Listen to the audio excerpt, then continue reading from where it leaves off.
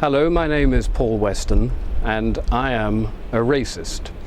I know I'm a racist because I'm told I'm a racist by a great deal of people. The hard left think I'm a racist, the Labour Party thinks I'm a racist, Conservatives think I'm a racist, Liberal Democrats think I'm a racist, the BBC thinks I'm a racist, so I must therefore be a racist. Why am I a racist? It's very simple.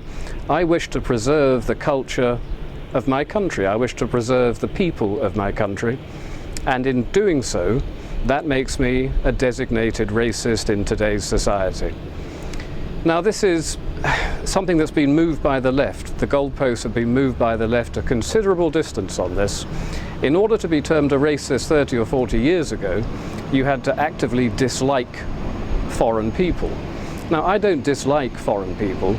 What I do like, what I love, is my country, my culture, and my people. And I see that under a terrible threat at the moment. Britain is a very small country that's opened its doors to the mass immigrants of the third world, and we are simply being overwhelmed. Our schools can't cope, our hospitals can't cope. Very little can cope anymore. Our welfare system is on the verge of buckling as well. So if I want to defend what I grew up in, what I was born into, my country, my British culture, my heritage and my history, I am apparently, according to absolutely everybody today, a racist. But I don't think that's the case. Not the case that I'm not actually a racist. I'm going to admit that full out right now, because clearly I am. I've been told by so many people I am, it simply must be true. I'm probably also an Islamophobe. A phobia is an irrational fear of something. Now, I don't have an irrational fear of Islam. I look around the world today at Syria at the moment, where almost 100,000 people have been killed in the last 2 years, where Shia Muslims are slaughtering Sunni Muslims and vice versa. I look at places like Indonesia and Egypt and China and the Philippines. Everywhere you look, you see problems with Islam. And they're violent. They are, dare I say it, to really reinforce my racist credentials, a thoroughly savage political and religious ideology.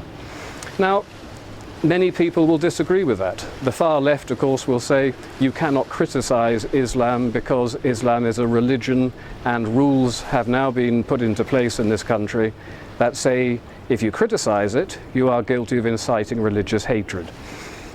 But Islam is not just a religion. Islam is a political ideology as well, and we need to call it out on the fact that it is also political. It is a culture that is both political and religious. And I would like to know if I'm able to say certain things about it. Do I think, for example, that stoning adulteresses to death is something that we should welcome in this country? Well, I don't think it is, so therefore I'm guilty of religious hatred by saying it. Do I think homosexuals should be hanged from cranes? No, I don't. I think it's backward, I think it's savage, and I think the people that do it are beyond the pale, quite frankly. And I'm not allowed to say these things because, of course, I'm again inciting religious hatred. So not only am I a racist, I'm also a religionist, apparently. But I'm not. You know, we have a huge problem in this country that is not going to go away. It's going to get worse and worse and worse. We as a people are declining as a demographic, and the Islamic population is growing 9 times faster than any other. And when I look to the future, I see a full-blown religious civil war occurring in this country. The unthinkable things that are going on in somewhere like Syria today will happen in this country before 2040, certainly before 2050. And I don't want Britain to turn into a country like that. So I'm going to denounce Islam as a backward, savage political and religious ideology. And to hell with what anybody thinks about that. Because if we don't do something about it, we are going to be involved in something that most people can barely even begin to imagine in Britain. Babies are beheaded in towns in Syria.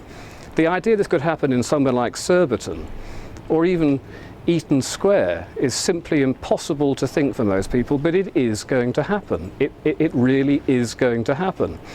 So we need to denounce it for what it is, and we need to start mounting some sort of defence against this. But the trouble with mounting a defence against it is that you get hit with the racist accusation. I'm not a racist, but. Well, here's the thing, I am a racist. If I want to avoid a civil war happening in my country, I am prepared to accept being called a racist. And you should be prepared to accept being called a racist as well. Let's all just say, yes, we're dreadful, dreadful racists, and let's start denouncing an ideology that is the most primitive, backward, savage ideology that we've willfully imported into this country by the left, by people like Tony Blair, who did it deliberately in order to undermine our culture, our people, our country, my country. They did it deliberately. And then they said, you're not allowed to actually argue with us about this. Well, I'm arguing with you about this, Mr. Blair, and I'll tell you something. You denounced, you repealed the treason law shortly after you came into power. I think you committed treason, Mr. Blair. I think you committed treason when you said we are going to import the third world in order to rub the noses of the right in diversity. To me, that's treason. Your principal duty is to uphold the best interests of the people of this country. The idea that you deliberately set out to undermine us and to subvert us is an act that's criminal. It doesn't matter that you repealed the laws, those laws can be brought back. And one day, Mr. Blair, you will be tried for treason, along with the rest of your cabinet and every single high-ranking Labour politician that allowed this criminal act to happen. And I'm going to tell you this. It doesn't matter that you can perhaps prosecute me for racism or inciting religious hatred. I don't believe in that. I believe only in one thing, the defence of my country, the defence of my people, the defence of my culture. And everything else can just go to hell. I am a racist.